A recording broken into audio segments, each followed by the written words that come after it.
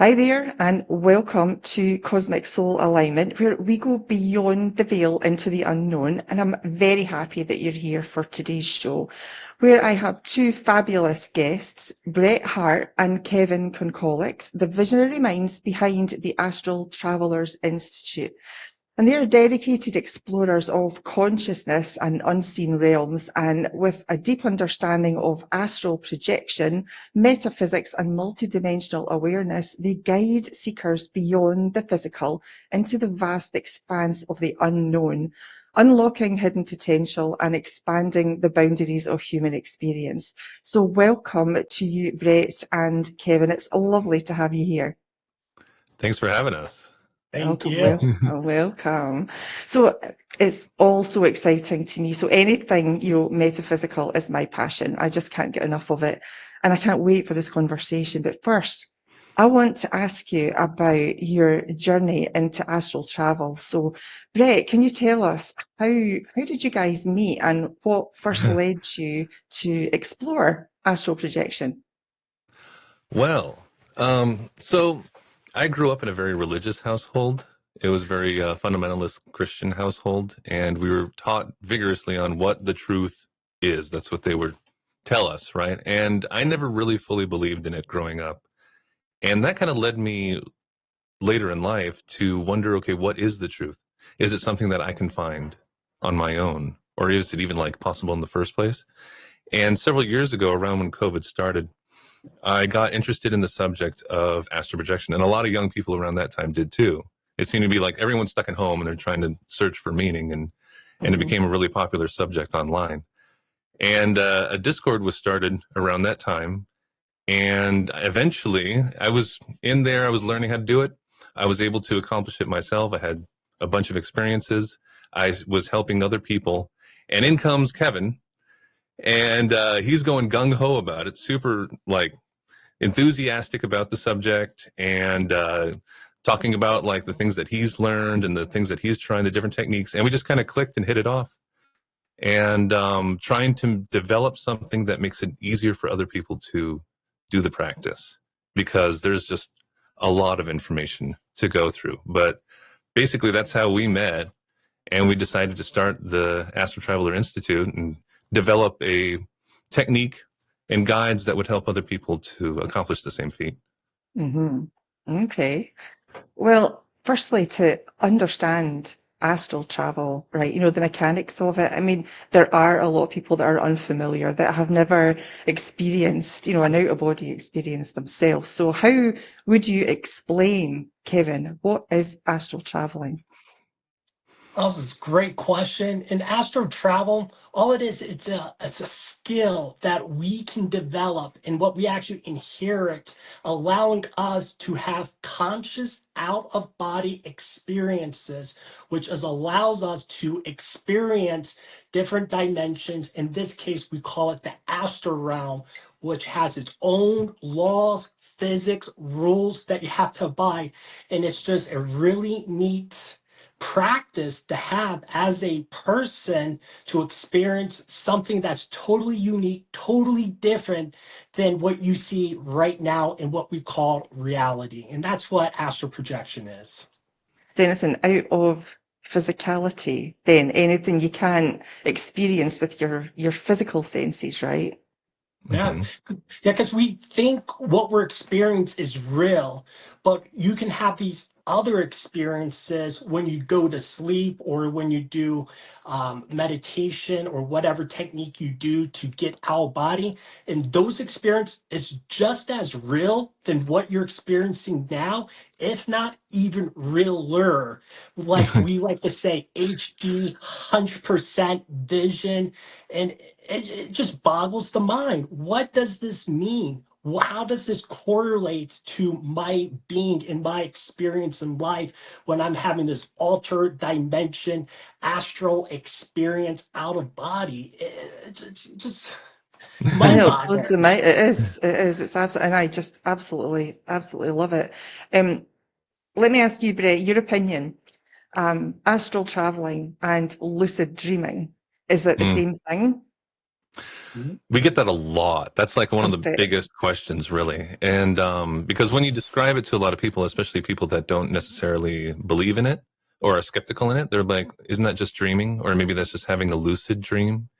And it's our opinion, and this is the opinion shared by a lot of authors on the subject, that every night we're going out of body, basically, and not realizing it. So what we're trying to do is make ourselves aware during that process or in the middle of it. It doesn't matter. When you're in the middle of it and you gain awareness, that's having a lucid dream, right? You all of a sudden, you're aware that you're dreaming, and then it seems like your consciousness like collapses into that moment, and you are there with just as many senses as me right now talking to you. The difference is, though, and this is where it gets kind of weird, where you are kind of matters. Like, are you in an area that is in the astral and stable, or are you in kind of like a pocket dimension that is feeding off of your own subconscious and creating in front of you dynamically? It's like dynamic changing. So getting there is one thing, and then like trying to discern, okay, what's going on? What am I experiencing is the next step. But basically two sides to the same coin, if I had to put it, simply. We just call it astral projection. We use that label because many people have similar experiences when it comes to, usually like you end up in your room, like as a starting point. And that common starting point, like we usually attribute to astral projection. I've projected out of my body. I'm in like a representation of my room. It's not the real time zone. It's not the here and now. It's just outside of it. Yes. But it still seems like my room. So, and a lot of people have had those kind of experiences by accident. Like they'll wake up in the middle of them and they'll be like, what just happened to me? And it's like, it must have been a dream, or like, maybe I should go see the doctor. Something might be wrong. And it's like, so it's a kind of semi-common experience. It's just easy to, doubt, basically.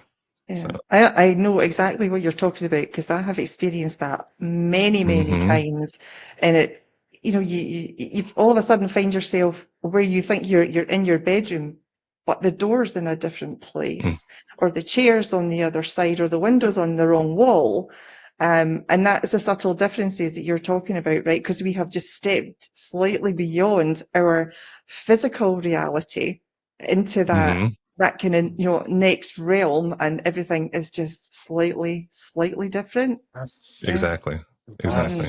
And what we believe from that is that what we're witnessing is a shadow of the real world, or the vibration frequency of that reality. So when you're out of body, your vibration as well, your pure energy. So you're in an energetic environment, and that energy that you're witnessing isn't a one-to-one correlation to the real world. And that's how come we see something a little bit different. It might not be 100% the same, but one thing that's pretty interesting, when people are in these type of environments, even though it looks different, they have a realization, I know the spot. I know where I'm at, even though it looks different. And that's what we believe is happening, is that mechanism of vibration. It's just like, feeling when you're having a dream or an astral projection that there's somebody there. You couldn't see that person, but you had the knowing that person was there. Very similar. Yeah, absolutely. I know it's like the whole thing's fascinating to me. I just love it. Skeptics often challenge the legitimacy of astral projection. So what can you say are your validations that prove it's an actual thing, Bret? Me, let's see. Well, Kevin's had a couple really good ones because he brought back some real world info that he was able to act on. Love to hear that. I had one too, but it's something I couldn't act on, but it was very interesting all the same. But people will probably want to hear both. I can go into it really quickly because it's kind of a lengthy thing, but I can just shorten it. There was one time where I wanted to explore the concept of a soulmate. Like, I heard about it, and I'm happily married, but I just like the term. It's like, I'm kind of curious. I just want to see. And in this experience, I like using doors as ways to, and this is another thing, like to travel long distances, you can like shut off your vision and move to a new location. But I like using doors because I can keep my eyes open and just say, on the other side of this door is going to be the destination that I want. And then like I'll go into a tunnel and it'll bend. And like, I love talking about this kind of thing, but that's just a different subject. But it took me into the room of like a kid. And I was like, what's going on? I was super confused. There's this like crying child looking at me. And then it runs around the corner and comes back and older. And it started talking to me. It knew they knew my name. They knew exactly who I was, but I didn't have that feeling of knowing. It's like I don't have the contextual memory. And that's a big problem for everybody. It's like we don't have access to that memory of before right now. So it's like I'm just trying to grasp this person talking to me. They told me their name, which I forgot, unfortunately, immediately after the experience, but the city and the state they were in currently. And so it's like someone that I have a relationship with outside of this life is currently living on the planet, doing their own thing. Like they're living their own life right now, separate from me, and it's no big deal. And they showed me a couple of their past lives at the time too, which like that was another thing that I had to wrap my mind around because they weren't like happy people. Like if you expected, like we would think of a good life as like, well, I'm happy and I'm satisfied and everything, but no, they were really kind of like depressed people or addicts. And I was like, okay, this is strange. But after that experience, I thought about it, and it's like they showed me people that they were before that they were the most proud of, that they learned the most from. They went through a bunch of hard times, misfortune, but they were able to grow from it, right? And they took something back from those experiences. And it made me feel a little bit better, like even if we are going through hard times or adversity, that we have the opportunity to learn from it and take something away from it, especially empathy for others that have gone through the same thing. So that's what I was able to take away from that. But yeah, Kevin has a couple good ones too. Oh, come on. I'm dying to hear it. Right, Kevin? Yeah. And one that like stands out in this situation is that, of course, I was out body doing what I do. Bret mentions doors. I like mirrors. Once you do this consistently, you will have your own preferences, your own abilities to do what you want to do. So I go through the mirror and I end up in a room with my parents. But my parents looked young, but I knew who they were. And I started asking questions. And that's probably the number one thing I love doing is asking questions to these entities. And I started asking, hey, Mom, how old are you right now? I'm just curious, how old are you? She tells me she's 19. Hey, Dad, how old are you right now? 28. Okay, cool, thanks. Good to see you guys. I'm going to go off, continue my astral adventure. The next day, I had to validate. I had to look into this. And I called my parents up and says, hey, Mom, when you're dreaming, when you're visualizing yourself, how young do you see yourself without stopping? 19. Kevin, I see myself as 19. That's how I see myself. Hey, Dad, what about yourself? How do you visualize yourself when you dream? How old are you? Like late 20s, like about my late 20s, 27, 28. And I just blew my mind. And I told them the experience I had. And here's the thing, Dawn.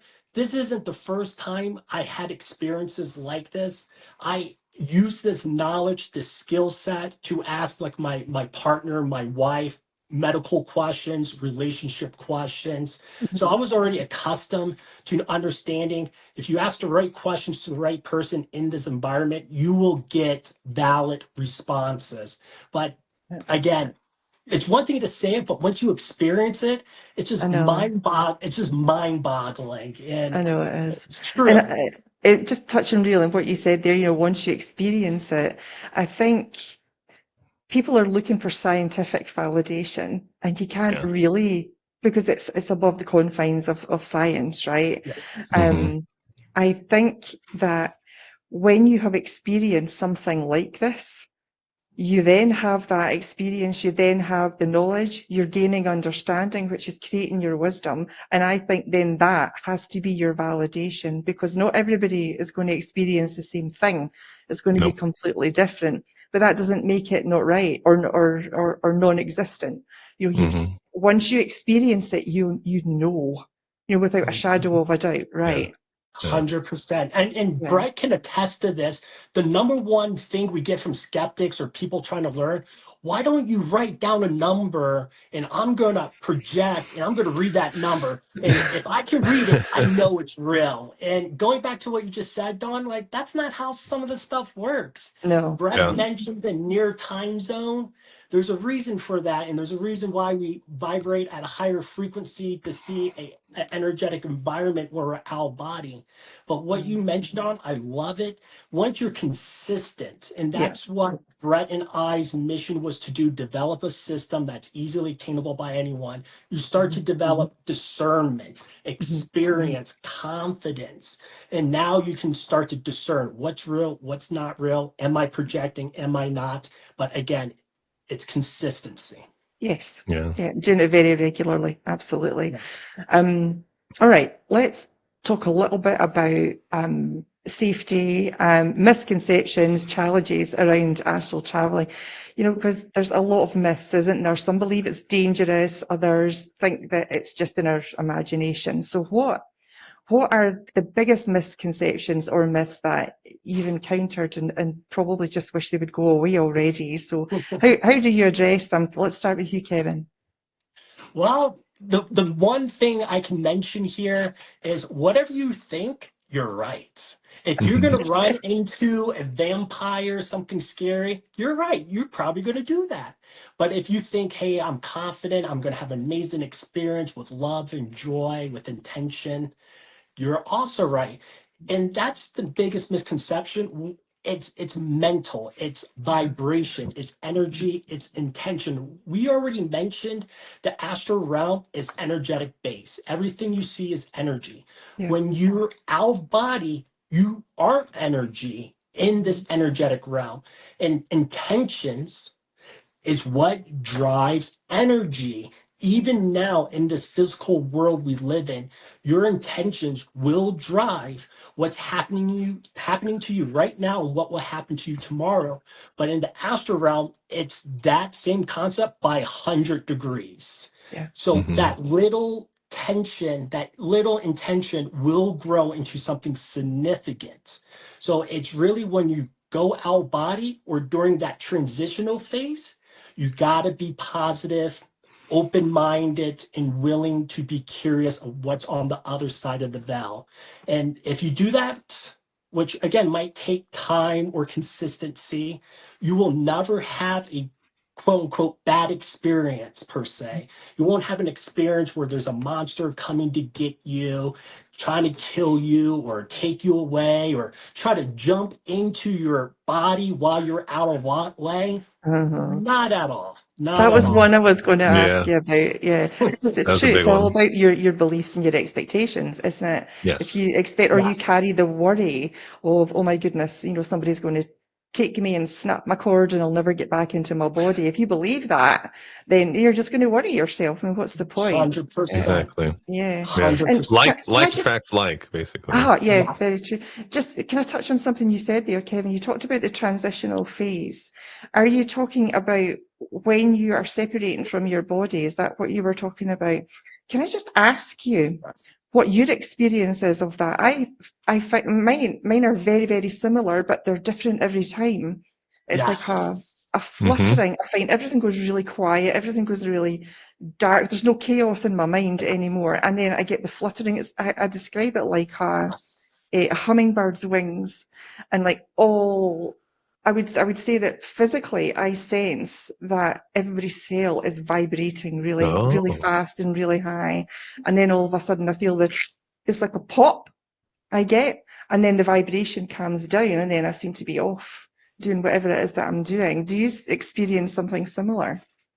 You nailed it, Don. You nailed it. So you must be having a real Hey. experience. Yeah. But yes, the transitional phase when your physical and your astral body is in the process of separating, everyone's different. However, there are common variables. For me specifically, One, yes, I will feel vibration Yes. extremely. In the beginning, it would throw me off. I was like, what's happening? And now I start to think, blah, blah, blah. But another common one is loud noises. As I'm in the process of coming out, I'll hear screaming, a small room Oh, with people just shouting. really? In the beginning, Wow. it was just scary. In the beginning, I could because imagine. I've it never was Yeah. had the scary. noises right enough. Yeah. Yes. And the Right. opposite of that would be whispering. As I'm Oh, separating, I would hear whispers. And the shouting, I can't hear like what they're making out, Right. but the whispers, he's separating. Watch it. Oh my gosh, what's happening? Those are probably the top three experiences I have when I'm in the process of separating. okay. I think I intend to have some whispering the next time I separate. That's what I'm going to have. Yes. Brett, There's, what's your experience of well, separation? I wanted to bring up conversely, I've never experienced vibrations ever. Really? So yeah, and that's something that comes up a lot, and that's another kind of Oh, myth I want to bring up too with yeah, people. please.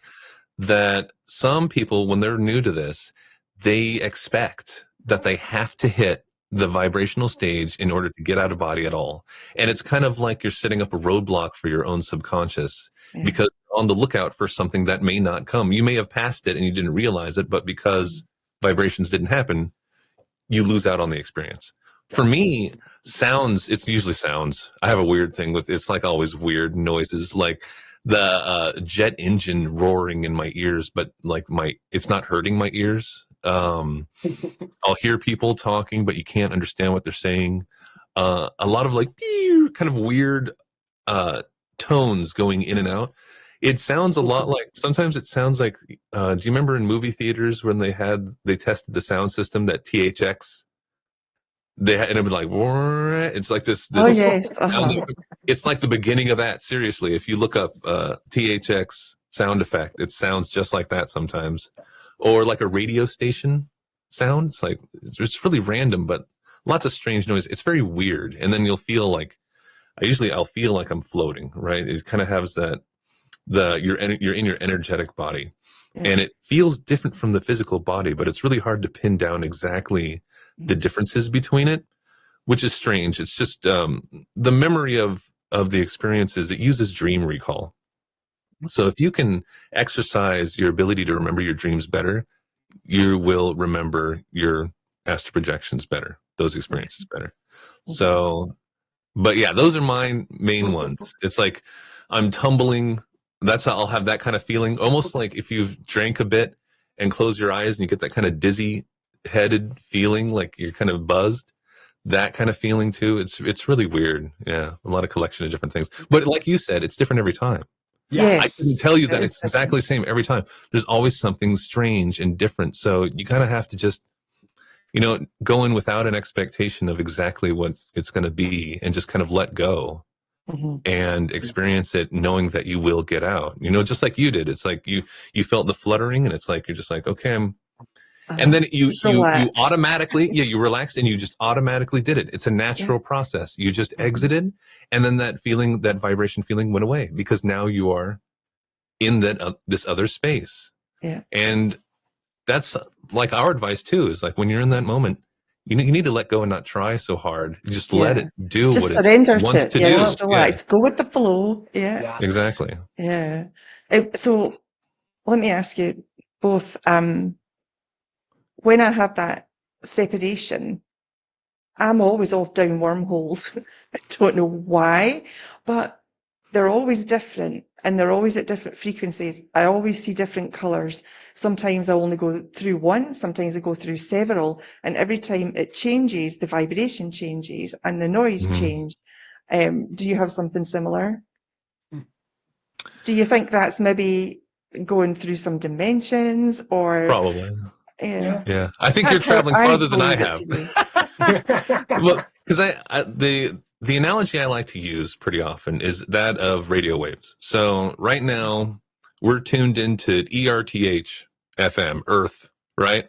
And as you turn that dial, you are moving in 4 dimensions. Yeah. So your energetic body is moving to, like who knows what exists on each one of those frequencies, right? A whole universe or bigger of stuff is in each frequency. And I think you're with your wormholes, right? You are traveling long distance to who knows what, but usually wormholes, like tunnels. It's not an illusion. It's more like a metaphor, like a representation of travel. A lot of people go through that.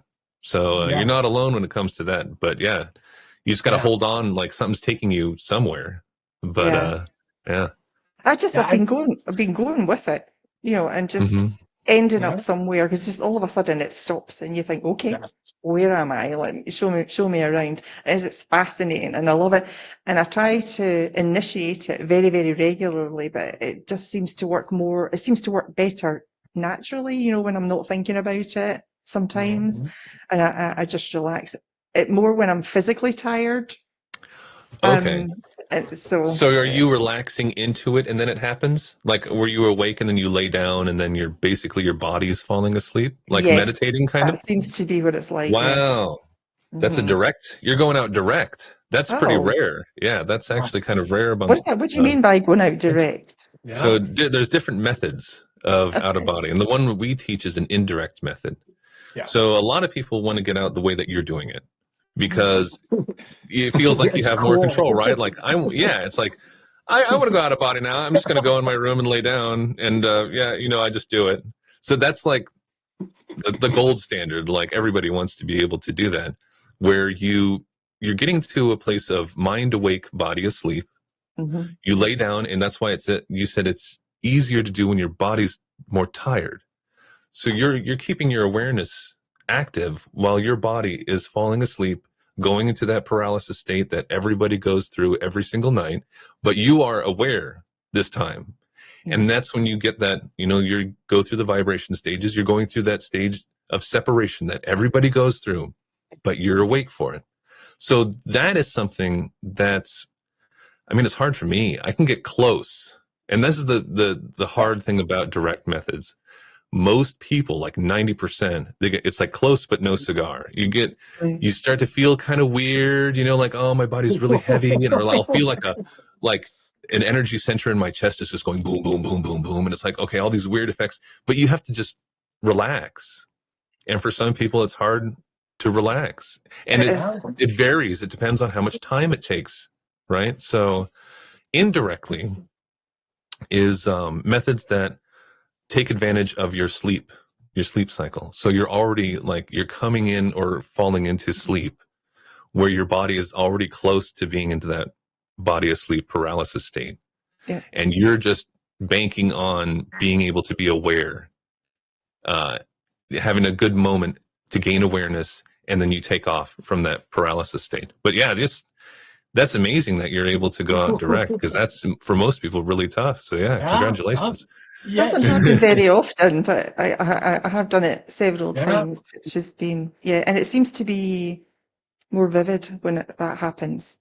I remember a lot more clearly. I can see a lot clearer. And I seem to move a lot faster as well. I know, very interesting. I didn't know about direct and indirect. That's very interesting. I've really learned that today. That's great. Listen, we're going to take just a quick break. So bear with us. We'll be right back.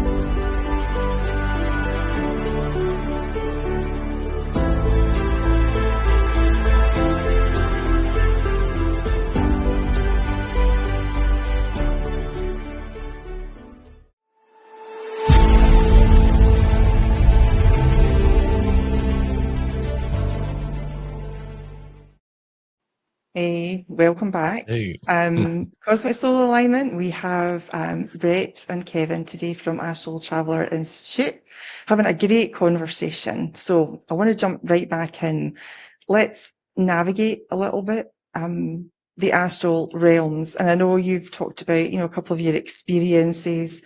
But for people that haven't experienced that and based on, your students and what they've reported back, Kevin, can you tell us what kind of experiences people can expect?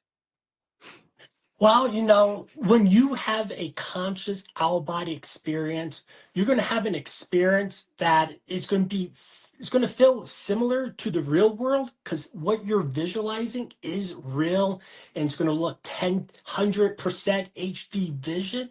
However, you're going to have different abilities that you won't have in the real world. Because again, we've been talking about this again, is energy. We're already energetic beings having a human incarnation, but once you're out body in an energetic environment, you are living that energetic side of you, experiencing energetic events. So the most common thing that makes astral projection is that you will be in environments that look very similar to the real world.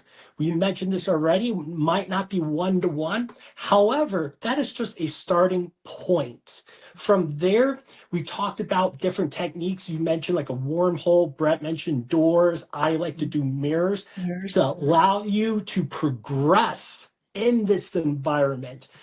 We can go forward or backwards, or we can go higher. And when we say higher, we're talking about like raising your vibrations to have a different experience within an environment that vibrates even at a higher frequency.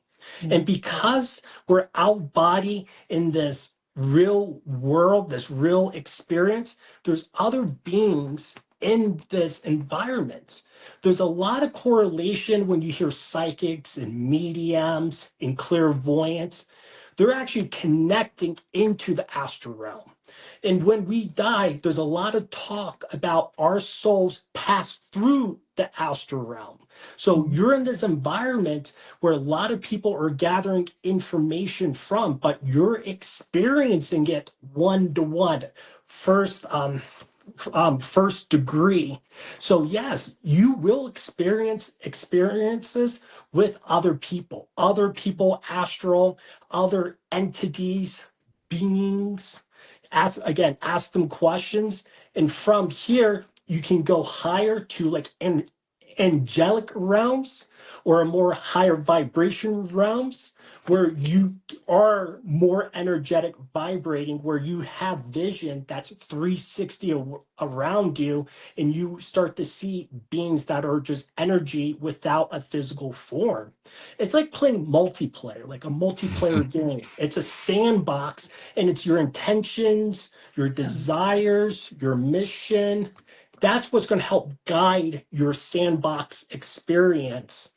And it's really coming down having like a goal. And that's what Bret and we teach at Astral Travelers Institute, having goals. Because if you're out body and you don't have a goal, more often than not, it's not going to last that long. You're going to get sucked back to your body. But if your goal is to meet my spirit guide, to experience that the astral energetic copy of a friend, it's to see myself in a mirror, to eat something, then you can travel within the sandbox and have these experiences. So that's what you can start to gauge and what kind of type of experiences you can experience while you're out of body. So set your intentions, then decide what it is that you want, have the goals that you want to reach, and don't worry about anything dangerous out there. Yeah. Keep it simple to start.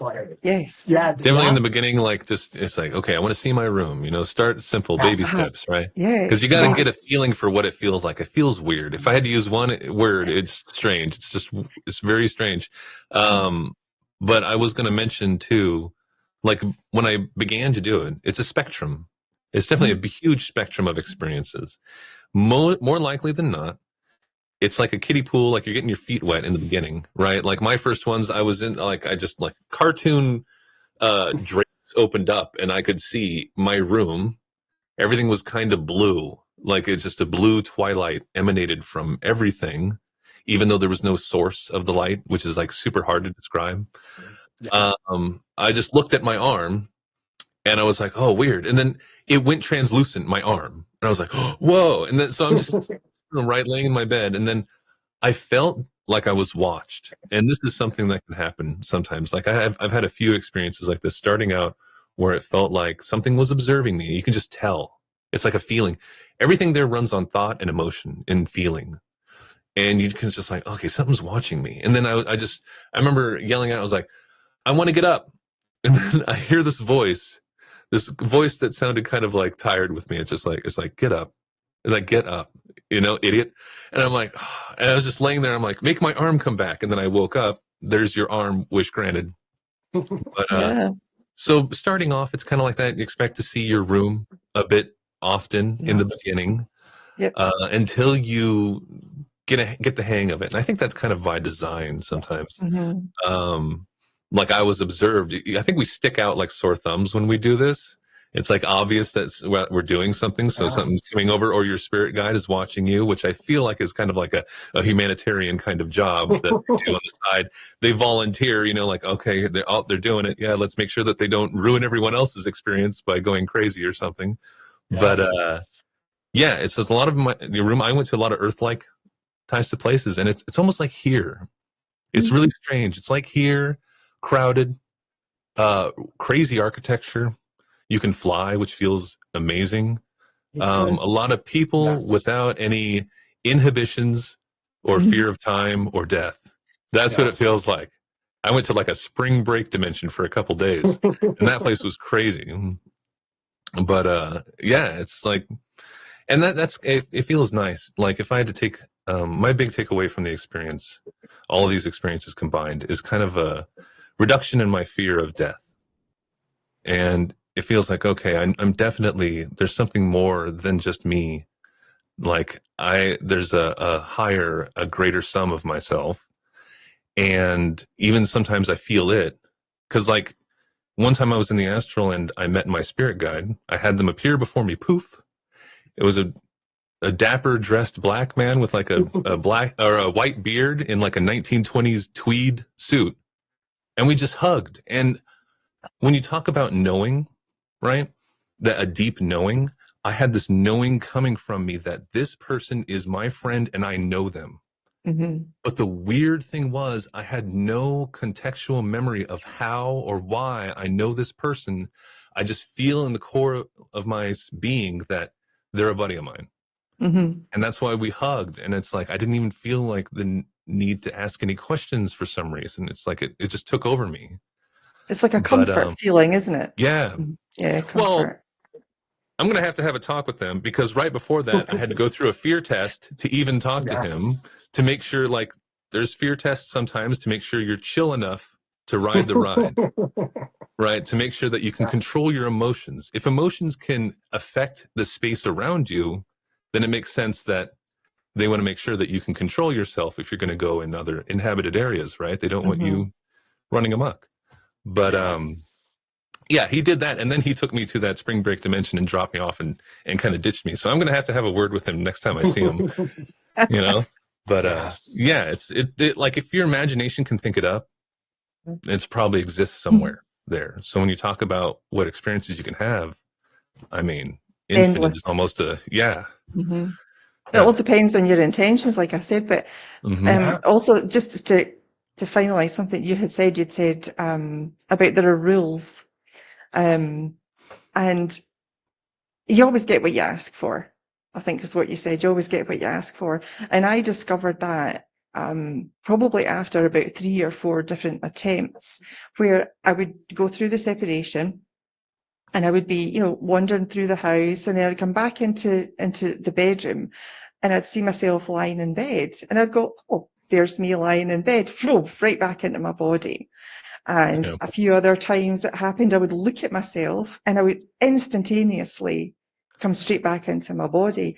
Whereas now I have the understanding that what you focus on happens immediately. There is no time lapse for manifestation in those realms. And I find that if I just realize where I am and I don't look at myself, it lasts so much longer. Yes. Yeah, you're right. And I think there's something weird too when it comes to perception there. Like when you focus on something, it's like you're connecting energy between you and the thing that you're focusing on. And that can also kind of like suck you back into your body. Even thinking about your body remotely will start the process of waking back up, which also feels weird. It's like I'm tunneling and wake up. But you're absolutely right. Yeah. And that's another thing that people are afraid of, right? Like, what if I get lost? You know, what if like I'm kept from my body? It doesn't seem to happen. Like even people that have long experiences, they end up going back. You are intrinsically connected to your physical body at this moment. You'll always be able to find your car, basically. So, yeah. Got it. Okay. Have you ever then asked, set your intention before you go to sleep and asked to meet a specific being? Have you ever done that, and did it happen, Kevin? Oh yeah, You're nodding. absolutely. There's been times where my wife would be like, "Hey, find my astral copy and ask these specific questions so I can understand my health, our relationship." Another was, I just like Bret, I want to meet my spirit guide, and it took a couple tries, but I eventually found him, and he was like an average dude. We were in a tall structure, kind of looked like a stadium overlooking the middle, tons of people, and he was actually surprised. He's like, "Wow, you found me, like, good for you, like, so what do you want to do?" And that's where I got zapped back. And our latest project is me trying to reach out to Bret, ask him some questions. I did have an experience, but it's I hard don't to think it was me. articulate. Yeah. Yeah, it could have been a lucid dream. It might not have been him, because he did give me some questions, and I was unable to validate those questions with Bret. Yeah. So it's kind of sus, but again, it's intentions. Everything's intention. So you can find those people. And real quick here, Don, I actually met a relative who passed away. Believe it or not, it wasn't like a real intention. Hey, I want to meet this person. My intention was I'm going to have an out-body experience and see where the astral winds takes me. And I jumped through a mirror, did some stuff, and eventually ended into a open environment looking for some friends of mine at the time, until I heard someone, "Kevin, I'm over here. I'm over here." And in that type of environment, having 100 HD vision, I was able to zoom in, see the person, and instantly teleport to that person. And it was a relative who passed away. And I articulate my love, my gratitude to the person. "Hey, I miss you. I love you." And that person mentioned the same thing. "Hey, Kevin, I'm always here with you. I'm watching you." And we hugged, and it felt super real. If I had any trauma related to that event, I can definitely tell you I had closure with the death and with that relative. And he said, "Okay, Kevin, you continue with your adventure. I'll keep watching you." And we parted ways, and I continued. So you do have that ability to find relatives, or even people from history. If you want to meet like Albert Einstein, for example, you do have that ability, because you mentioned it a little bit, Don, but you didn't use the words. Energy transcends time and space. There is no such thing as time and space within the astral realm. So if you want to go back to see how the pyramids were made, you have that ability, and you could actually do if you had that intention. And so it's really, again, you're playing an open sandbox game with multiplayer. And it's really you as a person. What are you trying to accomplish? What do you want to experience, to see, to understand? So it's really very personalized experience that we can all experience. And other beings have the ability to find you as well. As I found out 2012, my grandmother passed, and it was during the night. It was like 1 or 2 a.m. my time. And I remember waking up really, really quickly, but feeling like I was getting pulled from my body. And then all of a sudden, I could feel myself getting pulled. And then she spoke to me. It was her voice. I couldn't see her, but it was her voice. And she Yes. told me that she was ready to go, and that was her going. She was with her husband. She was with my grandfather. And she Amen. says, I want you to tell this to your mum. And I said, Wow. okay, I'll tell her, love Wow. you, going to miss you, but you're fine now. Everything's going to be great. And then all Amen. of a sudden, I woke up in my bed. My mother came in. I was staying with my mother at the time. She came through into the bedroom and told me that she'd just got the phone call. I said, I know, because she was just here talking to me. Oh, wow. Amen. And so, of course, she felt quite comforted by that, I think. But that was an Yes. amazing experience. That wasn't the first time Awesome. that happened. Yes. But yeah, it's very comforting to know that that can happen, that you're approachable when things Yes. like that happen. Yeah. I just Yeah. felt really, yeah, I can't Yeah. think of the So word how I felt, but yeah, so to reinforce what you're saying here, Don, it's been shown many, many, many times that our loved ones come to us through dreams. Because yeah, again, we're half one step in the astral, one step here in the physical. That veil that we all hear, it's very loose and translucent. So it's been shown that our spirits or guides or entities will come to us during dreams. But now that you're out of body, in a in an energetic world, being an energetic being yourself, now that's 10 times more potent yeah, to see and experience and interact with those spirits that are trying to come to you through dream. Now they're coming to you directly out of yeah. body. You I know, can isn't go that find them at amazing? home. Yeah. Yeah, yeah. And we're so powerful. We don't understand how Oh, powerful we yes. are, and the things that we Yes. can do. We've just totally forgotten that we can do them. And Yes. we just need to remember. The word I was going to use there was relearn, but no, we just need to remember how to do it. We already know how to Yes. do it. We just Rem- have to remember yes.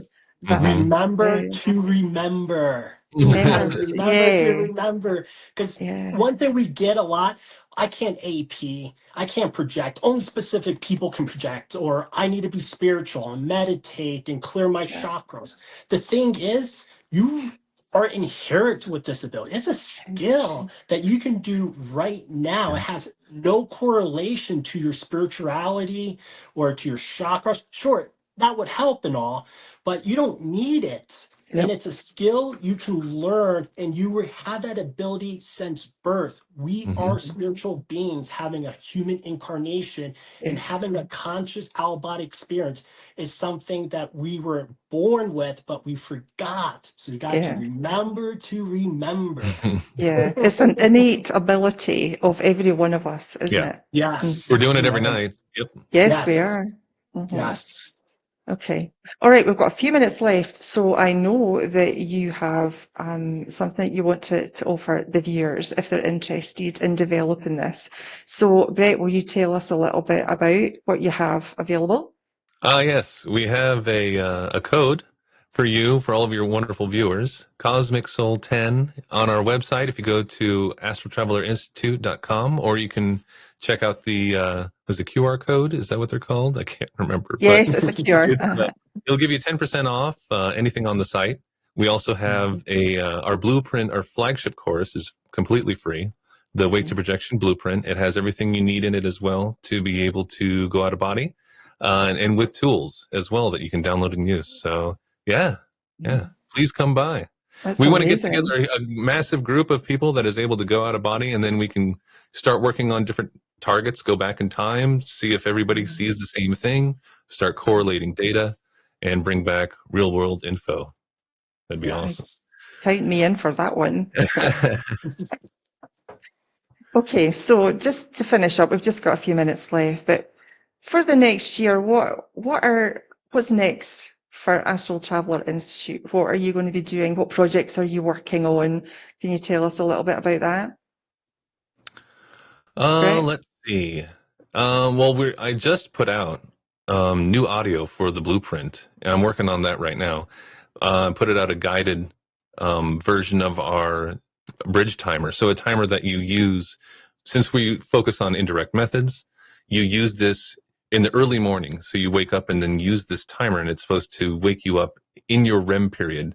So people like you that can go out direct don't have to worry about that as much. But hey, maybe it might be even easier for you.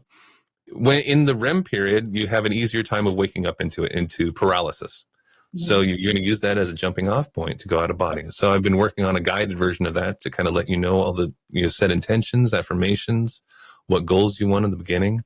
I just released that. We have a bunch extra audio tracks for our members and those who purchased the foundation course. I'm going to be updating those as well. Putting out some new articles, on the hot topics that everyone asks about. We'll find out some new stuff. I have some up there right now for viewing, but and eventually, hopefully, a third course in the future. That's what we're aspiring to. Yep, and as well, that also mentioned like live workshops or live training coaching, live sessions. We do see there's a need for that, and we do get people say, hey, these videos are great, but hey, can you do this in person? So I think that would be a part of the next evolution with ATI as well. Excellent. And just quickly, do you guys practice this every single night? Is it something you do every single night when you get into bed? No. In the beginning, it was. Yeah. In the beginning, it was, until this is just my story, until I understood that I could do it every other day and still be successful. Because for whatever reason, we're still trying to understand the mechanism.